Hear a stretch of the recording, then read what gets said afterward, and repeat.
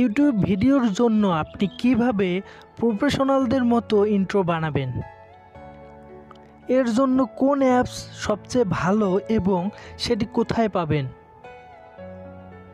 Intro কিভাবে edit করবেন এবং এর সকল তথ্য জানতে ভিডিওটি সম্পূর্ণ দেখুন। যেহেতু ফ্রিতে ইন্ট্রো তৈরি করবেন, তাই আপনি যেই অ্যাপস ব্যবহার করেন না কেন সেই অ্যাপসের লোগো ইন্ট্রোতে থেকেই যাবে। সো ভিডিওটির শেষে এমন একটি টেকনিক বলবো যার মাধ্যমে লোগোটি হাইড বা সরাতে পারবেন।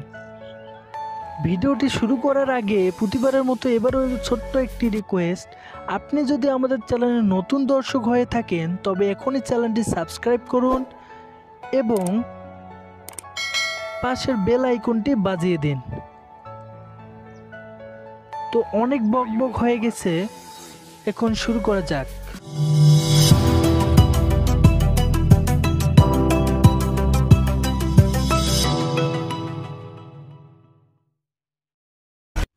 দোস্ত, প্রথমে আপনাদেরকে ইন্ট্রো মেকার নামে এই অ্যাপ্লিকেশনটি ডাউনলোড করে নিতে হবে। এর লিঙ্ক আপনারা ডিসক্রিপশন বক্সে পেয়ে যাবেন। তো এটিকে ওপেন করার পর সিম্পলি এরকম দেখা যাবে। তো এখানে অনেক ধরনের ইন্ট্রো আউট্রো সহ অনেকগুলো টেমপ্লেট রয়েছে যেগুলো আপনি ফ্রিতে ইউজ করতে পারবেন এবং কিছুটা পেড মেম্বারশিপ রয়েছে সেগুলো পেডের মাধ্যমে ইউজ করতে পারবেন।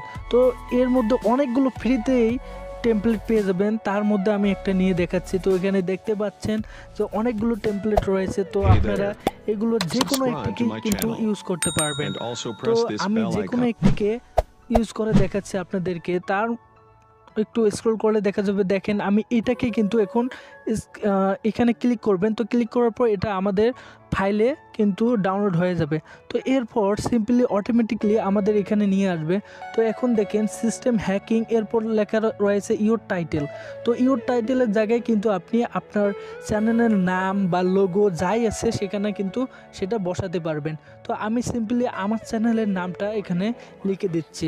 তো এখানে ডাবল ক্লিক করার পর কিন্তু এখানে আমার চ্যানেলের নামটা এখানে তুলে দেবেন, অর্থাৎ আপনার যে চ্যানেলের নামটা এখানে দিতে যাচ্ছেন সেই চ্যানেলের নামটা এখানে বসিয়ে দেবেন। তো এরপর নিচে দেখেন অনেকগুলো টাইটেল বেসিক কিছু মডেল রয়েছে, অর্থাৎ লেখার বিভিন্ন ক্যাটাগরি রয়েছে। আপনি সেইগুলো ক্লিক করে আপনার ব্যানারে লাগাতে পারবেন, অর্থাৎ আপনার লেখাটা সেরকম করতে পারবেন। তো অনেক টাইপের লেখা রয়েছে, আপনারা চাইলে এগুলোকে ইউজ করতে পারবেন এবং এই লেখাটিকে আপনি দুই হাতের মাঝখানে নিয়ে এটাকে জুম ইন এবং জুম আউট করতে পারবেন। তো এরপর আপনি লেখাটিকে কোথায় রাখতে চাচ্ছেন সেটা স্থান কিন্তু নির্ণয় করতে পারবেন। তো এভাবে নির্ণয় করার পর আপনি আবার প্লে করবেন, প্লে করে দেখবেন যে ঠিক স্থানে আছে কিনা। তো আমি একবার প্লে করে দেখাচ্ছি। তো দেখেন সিস্টেম হ্যাকিংয়ের পর অ্যান্ড্রয়েড টেক বাংলা নামে এই লেখাটি চলে এসেছে। তো এরপর দেখেন নিচে রয়েছে, এখানে অপশনে চলে যাবেন। তো এখান থেকে আপনি আবার আপনার যে কোনো টাইটেল বা যে কোনো কিছু এখানে লিখে আবার একটি টাইটেল লিখে দিতে পারেন।